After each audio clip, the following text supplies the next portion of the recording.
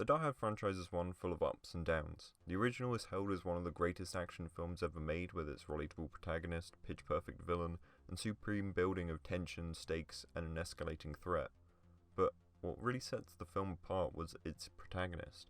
Coming at a time in action cinema off the tail end of the 80s, where we had a decade full of muscle-bound, indestructible heroes who take on armies of men and ammunition and suffered no injury or pain.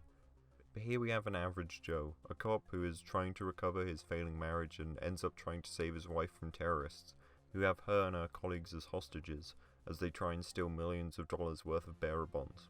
Our hero John McClane must now save his wife and stop the terrorists out of a sense of duty, as he is locked in the building with them and no one can get in. The film was brilliantly made, and there are hundreds of videos that go into why this film is perfect, so I won't be saying much more, as I think enough has been said about this film. Due to the film's success, both critically and commercially, a sequel was made just 2 years later in 1990, and we got Die Hard 2, Die Harder. The film is very much a conventional sequel where it takes a similar plot as the original and changes a few elements and goes bigger in all aspects. The film this time is now set in an airport where McClane is once again in the wrong place at the wrong time, and must stop some terrorists who are holding the airport and the planes in the air hostage to gain the release of a drug lord in exchange to return power back to the airport and allow the planes to land. One of the planes happens to also have McClane's wife, in which she is a passenger. The film is fine, but suffers from the fact that it feels like we're doing the same thing that's been done before, and that the film is just going through the motions. Bruce Willis is solid as McClane, and I like the film's reflection of itself, where the character is once again just in the wrong place at the wrong time, and has some of the worst luck. 5 years later, we got the third installment in the franchise, with John McTiernan, who directed the first film, returning as director, and gave us, in my opinion, the best installment of the franchise. The film continues McClane's bad luck, but this time, after an explosion goes off in New York, he is requested by the terrorist as a demand, and brought in to play his game for a chance to avoid another bomb going off in New York City. The film switches it up by giving McClane someone to help him in Samuel L. Jackson's character Zeus,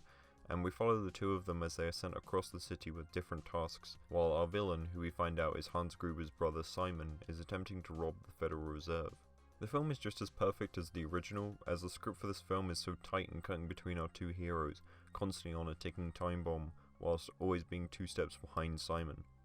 And I think with Die Hard with a Vengeance being this good, that Live Free or Die Hard, the 4th installment and the topic of today's video, is easily forgotten and overlooked, and even considered bad by some people. And I'm here to show you that maybe you should give this film a second chance, because there's a lot to appreciate. Made 12 years after Die Hard with a Vengeance, Live Free or Die Hard, also known as Die Hard 4.0, came at an odd time. During the 2000s, the straight-up action film was becoming a dying breed, with the genre becoming a subgenre of other growing genres, such as superhero films, the sci-fi action, or fantasy action.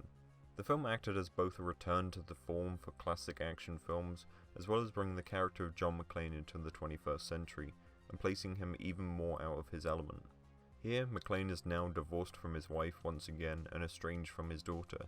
He is still working as a cop and is called in on a simple arrest to bring in a hacker, Matt Farrell. And, as always, McClane is pulled into a situation way above his head, involving a group of cyber terrorists attempting to shut down the whole continental US, and must team up with the reluctant Matt to stop them. This film seems to get a pass nowadays because of the disaster that is A Good Day to Die Hard, but I think this film is genuinely good and better than Die Hard 2 and one of the most rewatchable in the franchise. A large complaint people had with this film was that when it was first released in the cinemas, it was given a PG-13 rating and cut down on a large amount of the violence and swear words in the film. And this is a valid complaint, as considering the situation, I don't think McClane would be concerned with being polite, and every installment previously had either been rated 15 or 18 or R-rated in America. It brings so many elements from the previous films, keeping the traditions as well as trying something new. In Die Hard 1 and With a Vengeance, McClane is constantly in contact with the terrorists by phone or walkie-talkie, and rarely meets them face to face until the third act, which is done in this film as well, as McClane's external monologue about how absurd the situation he is in, which gives him a direct connection with the audience and helps to show both a self-reflective humour to the character, as well as trying to make him more relatable to the audience, as they would most likely be thinking the same thing. Once again, this film places McClane out of his depth, but it pushes him even further as now dealing with technology which he has no clue about, and it helps to create a solid dynamic between him and Matt as they learn and grow from each other.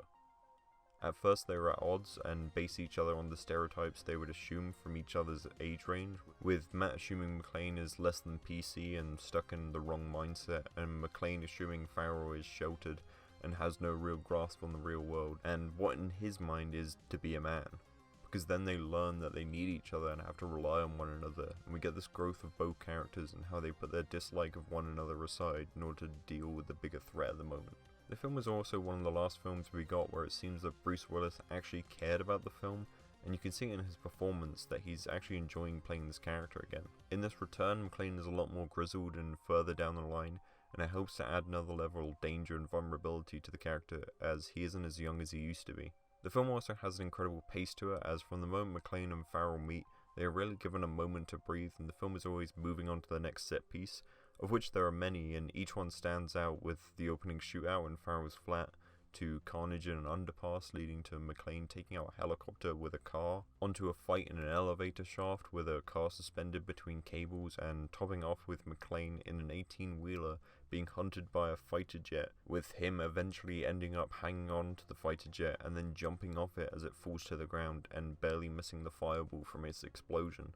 Another large complaint about the film is that many felt it went too far with its action and went into the realms that weren't believable for McClane to escape from. But when you look at the stunts from the previous films, I don't think McClane jumping off the top of the Nakatomi Plaza and surviving the fall thanks to a fire hose around his waist in the first film, or the ejector seat escape in the second film, are that different. If this film didn't go further with its action, it would be considered lazy and a tired attempt at trying to recreate the feel of the original, so it's a double-edged sword and I think they made the right decision. But one of the best elements of this film is the growth they have for the McClane character. In this film, he is probably at his worst, as he is estranged from both his wife and daughter, as well as seemingly in the same job he has been in for years. There is this moment of self-reflection that he has with Matt in the car where he realizes this is why he's been put on this earth, and that he has to be the guy to make the sacrifice and save the day, because no one else is willing to make that sacrifice. He has nothing left in his life, and nothing much to lose, so why not him? And he has accepted that this is his responsibility and something he must do, and learn to live with that as his choice. The film does have its problems, mostly with the villains and the third act, but also with its rating. But there is a quick solution to this third issue, is that when Live Free or Die Hard got a physical release, they also released an unrated edition that brings back a lot of the removed violence and language, and helps to give a more well-rounded film. But the villains are still slightly bland. I do like their plan, and I think bringing in this cyber terrorism angle is great. As I've said before, it helps to alienate McClane even more, but the villains themselves don't have much depth to them, as at the end of the day they are still just trying to steal money, and I thought they could have gone for a more social or personal gain for the main villain of Thomas Gabriel, considering his connection to the Department of Defense. It could have been this revenge plot of him exploiting an issue he found in their system while working for them, and when they didn't believe him, he acted out the fire sale in order to prove what he was saying could happen, in some sort of twisted satisfaction of being right and proving it to the government. An ego-focused villain could have given the film another differentiation from the other films, but like the others, there is still some monetary gain involved. And for the final act, because of how heightened the action for the rest of the film has been, the final conclusion seems very quaint, with a simple standoff between Thomas and a couple of goons and Matt and McClane and his daughter. It doesn't ruin the film, but it would have been nice for them to try something a bit more daring or keep pushing the heightened action that they had for the rest of the film. Live Free and Die Hard isn't the best action film out there, and it does have its problems, but it's definitely a film that people need to give a second chance to, because it has much more to it than you think. With solid action sequences and a great growth for the main character, it gives a lot more than the average blockbuster action sequel. It expands on what can be done in this franchise, as well as sticking to the core values of the classic films. It's a nice update to the classic formula, and it's always nice to watch a film where you can see that Bruce Willis still cared. But that's just my opinion. Feel free to place yours in the comments below, and tune in each week for new episodes.